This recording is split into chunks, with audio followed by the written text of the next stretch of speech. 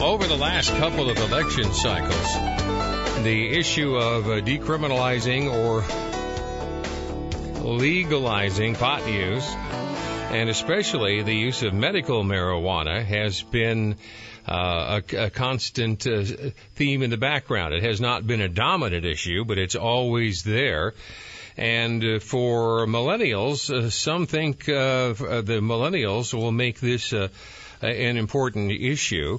The libertarian impulse and to do away with the prohibition mindset dealing with the use of marijuana is a growing impulse, and one of the fastest growing areas of drug use is in the non-medical marijuana use. And according to public opinion polls, a whole bunch of people are violating the law and doing it anyway. Well, so the parents are still trying to figure this out, and generic citizens are trying to figure it out. And some areas have been invited to decriminalize or make it legal. And some Indian tribes are trying to use their national sovereignty as a way to be illegal traffickers of recreational marijuana use.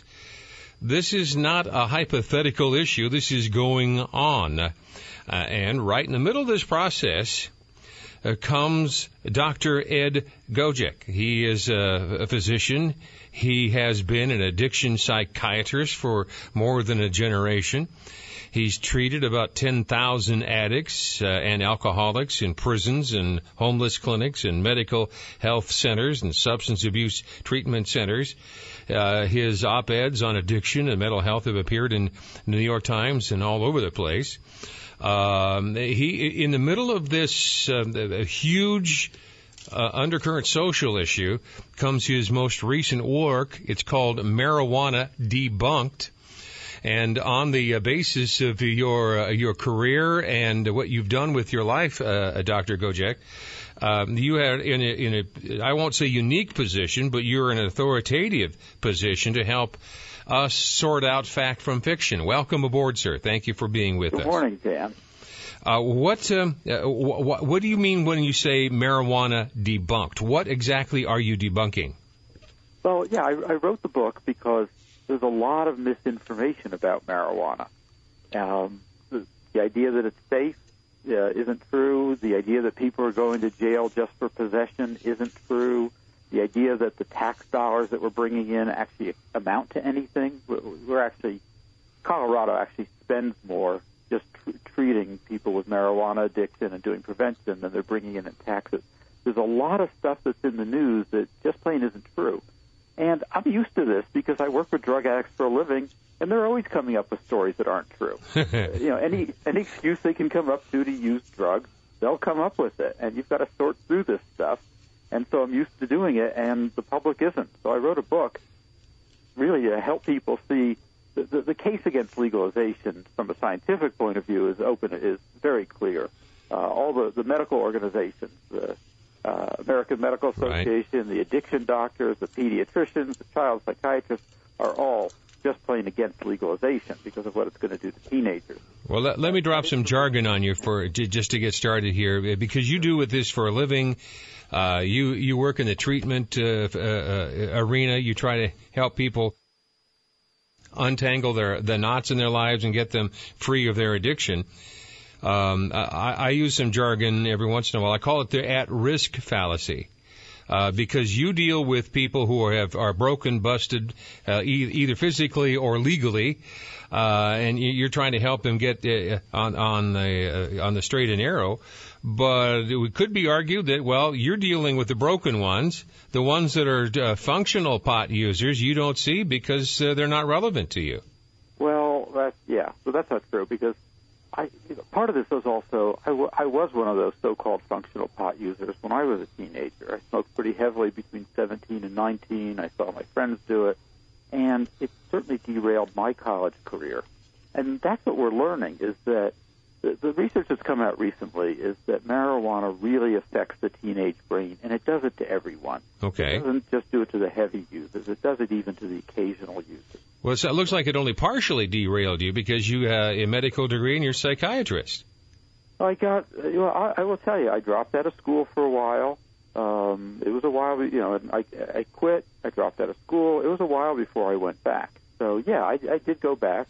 But I look at, I had a college roommate who didn't smoke pot. He went straight through school, straight into medical school. His career was a lot smoother than mine. Huh. So you've seen it from the other side, and both sides, and you concluded because it messed you up, and you say science is also on your side, it's not worth the risk? Is that your conclusion? Oh, the biggest thing that science shows, basically surveys show, is that any time we relax marijuana laws, teenage use goes up. Right. So all the European countries that have decriminalized it have the highest rates of teenage use. The states with medical marijuana laws, especially the states with the really loosely written medical marijuana laws, have the highest rates of teenage use. And we know that it affects the teenage brain, and the effect is permanent. Right. Teenagers who smoke pot are much more likely to drop out. They do worse in school. They do less homework. As adults, they earn less money. They're more likely to spend time unemployed or on welfare. If they go to college, they're more likely to drop out, which is what I did for a while. I did go back, but I quit. And this is, it bodes really badly for our future economy to have a generation. Because right now we have basically a teenage marijuana epidemic in this country. And we're not calling it that, and we're not treating it as one. But we're going to live with this. We've got this really high-potency marijuana out there that about 10% of the teens are using on a somewhat regular basis. And it's going to affect, it will affect people's careers. Well, here's some dialogue that I've heard a couple of different times. The parent hears a knock at the door. There's a cop on the stoop of the house. You see the lights on his squad car twirling there on the side of the curb, and the parent is expecting to hear the absolute worst news. And the police officer says your child has just been arrested, and the parent's heart sinks, and they says he was caught using marijuana, and the parent sighs a big sigh of relief internally and says, "Well, at least it wasn't alcohol." No. I don't buy that one. Listen, why? Parents do not breathe a sigh of relief because their kids are using alcohol or marijuana. They want their kids using none at all. And also, if people do think that, it's misinformation, because we know now that marijuana is quite harmful in a really subtle way, but a much more permanent way than alcohol is to the teenage brain. And thirdly, people don't get arrested just for marijuana. The cops are not out looking for marijuana. If anybody gets arrested, they got arrested for something else, and then marijuana was found. So they got arrested for, driving recklessly, and then they found marijuana when they searched them. They don't just get, I do this all the time because people are always telling me, I work in jails and prisons, people are saying that they got arrested for marijuana, and I always say, well, how did you get caught? Because the cops aren't looking for it. And they always got caught because they did something else. So is this regional, or is this the way it is everywhere in the United States? This is international at this point. There's a huge, basically George Soros has put $25 million, actually much more than that, because he donated $50 million to the ACLU, which has now become a pro-legalization group. Yes. So he's put a huge amount of money into legalizing, well, not just marijuana. They want to decriminalize all drugs. They want heroin, crystal meth, cocaine decriminalized. And then they've already passed one measure on the way to that in California. Just out of curiosity, to what end do you think Soros is doing this? Because we keep tangling with some of his tentacles here in Iowa because he funds Media Matters and Stink Progress and other organizations that are open borders advocates and illegal immigration advocates. And they spend a great deal of time and money here in Iowa because we're a first in the nation status when it comes to selecting the president. And Soros is dumping a lot of resources here, trying to affect the presidential race on the issue of immigration and some of the other issues. What's his agenda on the drug decriminalization and legalization effort? Yeah, I can't speak for, it's funny because I'm actually a liberal Democrat. I'm a lifelong liberal, but I'm an addiction psychiatrist, so I think legalization is crazy, and that's why I wrote this book. Soros, what I know about, I know that he used marijuana in the past. I don't know how often he's used it or how recently. I know the other billionaires who also created this movement, Peter Lewis, who died a few years ago, but he was a regular marijuana user, and John Sperling, also a regular marijuana user, I believe. And people, I saw this in myself. People who use marijuana become proselytizers. Okay. And I'll tell you, I didn't just come up with this. This was in the book A Child's Garden of Grass, released back in 1970. It said, grass smokers are the world's greatest proselytizers. And you look at what happened. In 1969, only 4% of the United States had even tried marijuana. In 1970, NORML, the first pro-legalization group, was founded. These people no sooner started smoking pot than they were agitating for legalization. And I did the same thing. I started at age 17. I was taking a debate class. All I wanted to debate was the legalization of marijuana. I did not care about any other issue. And I see this all the time in my patients. So there's something about marijuana use that really does seem to do this. Well, I'm thinking, and not just it's marijuana. I think it is a lot of self-destructive behavior. People want company when they're destroying themselves. And I would assert some of the more fierce proselytizers of some of the sexual agenda movements have the same psychology. It might be, but I see it. Cocaine was a very popular drug and with some very rich people back in the 80s, but there was no movement to legalize it. And there is something about marijuana that seems to do it. Anyway, I think that's what's going on. I think Soros is just plain misinformed, and, of course, nobody's correcting him. But he's a multi-bajillionaire, and people don't want to get swatted. If you go against his agenda, he's got armies of people who go out there and they will troll you and stalk you and try to mess you up. Believe me, I've seen. I get this all the time. I mean, anytime that I'm on the radio or write an op-ed, I hear from marijuana users about this. The shocking thing is, like I said, I'm a Democrat, but I've seen, Bernie Sanders was somebody who was totally against billionaires buying elections, and now he's supporting marijuana. And the only reason we have any medical marijuana laws in this country or legalization laws is because billionaires put in the money to buy those elections. I need to ask you about this, Doc. I need to take a short time out here. Am I pronouncing your last name correctly? It's Dr. Gogek. Gogek. What is that, by the way? It was changed when they came over to this country a few generations ago. Okay. It's a Czech name. Oh, okay. And he's on our newsmaker line at the moment, Marijuana Debunked. It's a handbook for parents and pundits and politicians who want to know the case against legalization. For parents and pundits and politicians who want to know the case against marijuana legalization, Marijuana Debunked is where we start with a psychiatrist, with Ed Gogek. He's on our newsmaker line. This is on the sale now, and Marijuana Beliefs Quiz is in the middle of this. I started to go through this a second ago, Doc. Marijuana is harmless. Marijuana is safe for teenagers. Marijuana are safe. Users are safe drivers. It's never killed anybody. It's not addictive. And it goes on for about 25 statements. And you say they're all false. They're all false.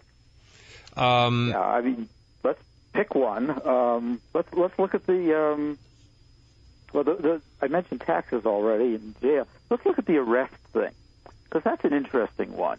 There really are 600,000 marijuana arrests. And as I pointed out, almost all of them happen when people are stopped for an entirely different reason. Right. And so they make a big deal. They say, the police are going after marijuana users. There's a war on marijuana users. They're singling people out for marijuana. It's not happening. Right. And most of those people, I don't know the statistics on this, but I know the way it is in Canada. They don't get prosecuted. In fact, in Canada, they don't even get charged. And mostly around here, it's the same thing. There's not that many people being charged. Not that many people are being prosecuted, and virtually no one goes to jail or prison for possession of marijuana. You identify yourself as a liberal Democrat. If I'm forced to identify myself, I would consider myself a Christian libertarian, which means I am bipolar, and I agree with Christian ethics, but I don't think the state's job is to extract them from my fellow citizens by the use of the carrot and the stick. And I'm thinking that when it comes to marijuana use or abuse, by the way, is there a distinction in your mind between use and abuse? Not as much as I used to, and mainly because the reason is almost everybody starts as a teenager. And during the teenage years, there's just no safe amount that you can use. Because? Because it's going to harm the brain at pretty much any level. The first time you use it, in some of these studies, I actually emailed some of the researchers, and they were looking at people who had used fewer than 100 times. They said, well, how far did you break it down?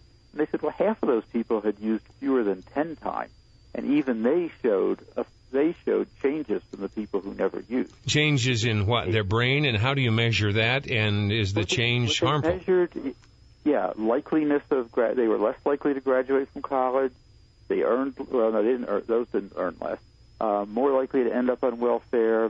They gave them questionnaires about how satisfied they were with their lives, right, relationships. Less satisfied, and we know that with any drug use. But marijuana use seems to, even just a few times, have an effect, and it actually shows up.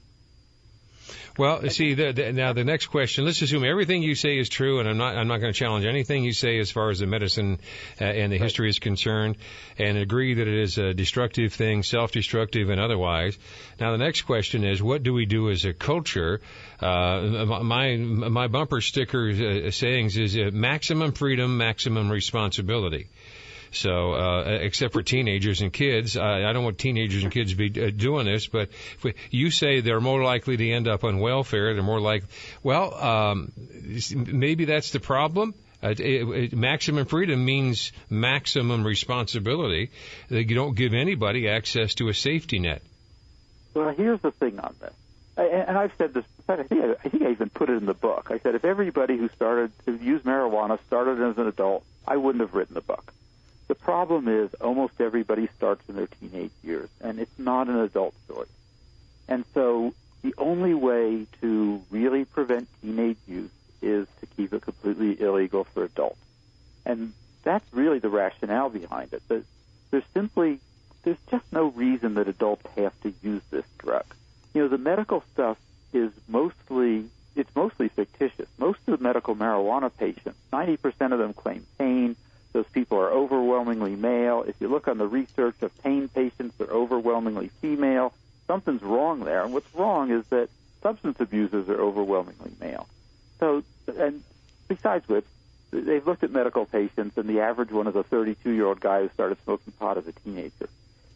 Nobody actually needs to smoke marijuana. And it's a certain amount of sacrifice. Adults who want to smoke pot, the question is your right to smoke pot more important than the need of this country to keep teenagers off the drugs?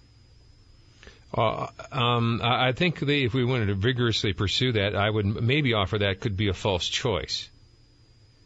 But it's not. I don't know any other way to keep teenagers off the drug besides keep it illegal. It's never worked anywhere else. Well, you could make the same thing about alcohol. And prohibition didn't work for alcohol or keeping teenagers off of alcohol. Well, the problem with prohibition is that we already had a long-standing tradition of social alcohol use. Alcohol is is an interesting drug because most alcohol is used abusively. And as an addiction psychiatrist, I spent years working with alcohol, so I don't want to say anything positive about it. But the reason it's legal is there's a huge number of people who actually do use it socially. They drink for taste, and it has a huge social use. But actually, prohibition decreased alcohol use significantly, and it decreased the problems associated with it. And the difference is, with marijuana, there's no marijuana equivalent of a glass of wine with dinner. There is nobody who smokes pot for the taste. Everybody smokes to get stoned. And we don't tolerate drinking to get drunk. People who are alcoholics or binge drinkers, we're opposed to that, and we try to dissuade it. If everybody who drank only to get drunk, we would still have prohibition. So by that standard, there is no reason to legalize marijuana. Here in Iowa, we recently legalized medical marijuana. The people that were persuasive with the legislature said that their children who were brain damaged, who had seizures and constant seizures, their symptoms were relieved with medical marijuana use, and they made enough of a persuasive case that the Iowa legislature and the pharmacy board made exemptions for those folks. Did they make a mistake?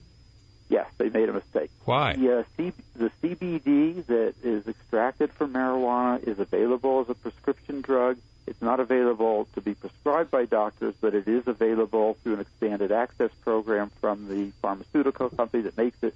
The CBD that they produce is far better quality than what people get through these. Well, they're using an oil derivative. Yeah. The thing is, this is totally, medical marijuana is totally being pushed by the marijuana lobby, by people who use marijuana and want it legal. This is not coming from physician groups. It's not really coming from patient groups. They recruit certain people.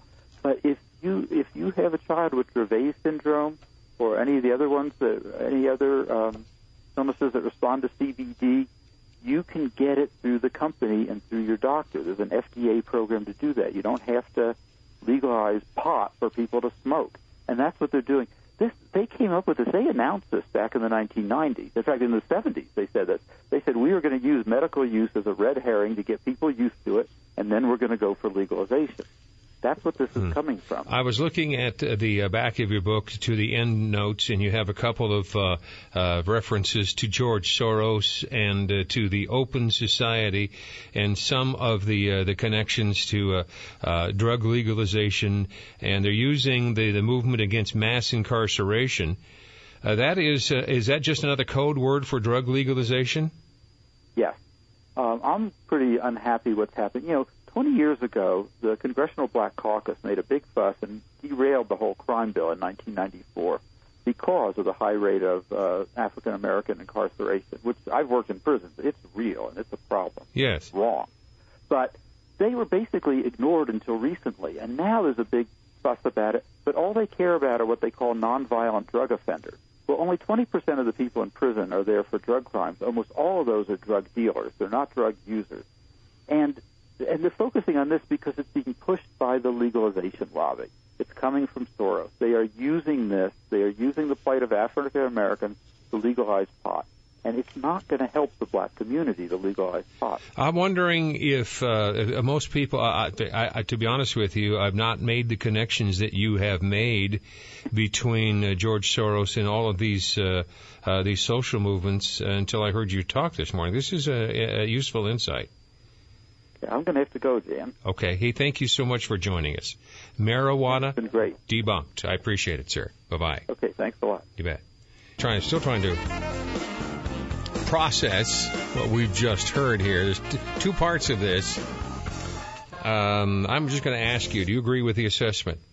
Marijuana is extremely dangerous for the teenagers for all the reasons my guest suggested. The chronic marijuana users, Dr. Carson said this the other day.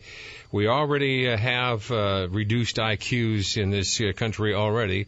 We don't need more. My guest, Dr. Gogek, is basically repeating a variation on that as a psychiatrist with 30 years of experience under his belt. Kids have reduced initiative, reduced ambition, reduced energy levels. It debilitates them. They're more likely to end up on welfare and all of those cliches. He came to the conclusion that the only way we can keep marijuana away from the kids is to keep it away from the adults. All right. I wish I had more time with him because he's a really bright fellow, but I was looking at his own book. Right now, pot use is illegal. Right now, it's illegal. Are we keeping those drugs away from teenagers now that it's illegal for adults? And in his own book here, and maybe I'll get a chance to come back and talk with him later, says the percentage of 12th graders who say the drug marijuana is easy to obtain. 12th graders say about 85% of them can get easy access to alcohol. 12th graders say about 85% can get access to marijuana. 10th graders, about 80% of 10th graders in the United States say they can get easy access to alcohol. Only slightly less percentage of teenagers have trouble getting access, or find it easy to get access to tobacco and marijuana. 8th graders, almost 60% of 8th graders in this country get easy access to alcohol. 50-some% can get access to tobacco. Down in the 8th grade, it's harder for them to get access to marijuana. About 35% can get access to marijuana. And right now, I have to say, it's illegal. So what are we going to do to protect teenagers by keeping it illegal for adults? On the basis of his own information, that idea isn't working. So I don't know what to suggest. This is Tom. Good morning, Tom. Good morning. I think drug education in itself has been a abysmal failure. Why? Well, as a survivor in the 70s, I saw the long-term effects. I've seen them now, 30 years later, right, that were then unfounded. I've seen the results in a number of my peers who still think they're teenagers. Some work responsible jobs while many don't. They complain how unfair life is. They have little or no motivation to move their life forward. And they tend to eat a lot, don't have much to show for it, drive a lousy car, live in debt, and procrastinate. It's just, that's what happens. They live in the past. They find comfort numbing themselves into a stupor, not caring about anything more than satisfying their own empty needs. You're describing low class. Well, no, I'm not. Okay. I'm not trash talking here. No, I'm not either. The book I'm referring to is The Heavenly City by a guy named Banfield, who in the 60s wrote exactly what you described as what describes low class. People who are only live for the moment.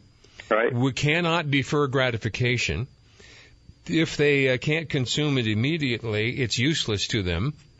And that describes foodies, and it describes druggies, and they end up just consuming themselves to death, and they have nothing to show for it. Can I give you the bright side of my life? Yes. I'd love to hear the bright side of your life. Well, no, it may sound selfish, but back in the 80s, I started a small business, which was a very competitive business. A portion of my competition were guys my own age who loved to get wasted on the weekends. Right. So it actually worked in my favor. I'm not being selfish about my satisfaction, but since they became very unreliable business people, rarely delivered on time, and not very quality conscious. And this was in the printing business, so of course, right, things have to look right. Yes. So it was very easy pickings for me to relieve them of their accounts. They would be complaining to me if this guy never comes on time. I've been having problems. So in that instance, there was a positive marijuana use in business to be competitive. And this is the thing with kids. You get very lethargic. Nothing matters. Everything's a joke. And, how could you, in a school situation, how are you going to learn when you're that wasted? You really can't. And I've been there. Right. Yeah, unlike Bill Clinton. Yeah, right. I did. I inhaled it. Well, let me ask you this, because what you're just describing, you said you could use your friends' self-destructive behavior to your business advantage. They became less reliable and less competitive. Could we borrow that logic from George Soros? Why is he funding open borders? Why is he funding sexual aberration? Why is he funding the decriminalizing and legalization of all forms of drugs?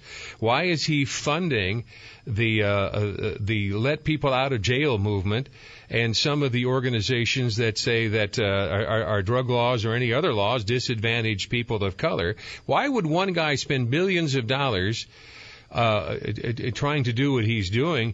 Is it possible that he is trying to make the U.S. economy and the U.S. culture less competitive? It's a great way to enslave and control people. Yeah. You can enslave and control them. You can do anything you want with them. Yeah. Okay. You can take all their stuff away. Yes. So You gave them. Yes. I mean, it's just okay. All right. He had the same insight. Let's mess up this culture, and here's how we do it: redefine what sex is, what money is, what drugs are for, what character is all about. We give people instant access to anything they want, even if it kills them. And before you know it, the United States is a joke.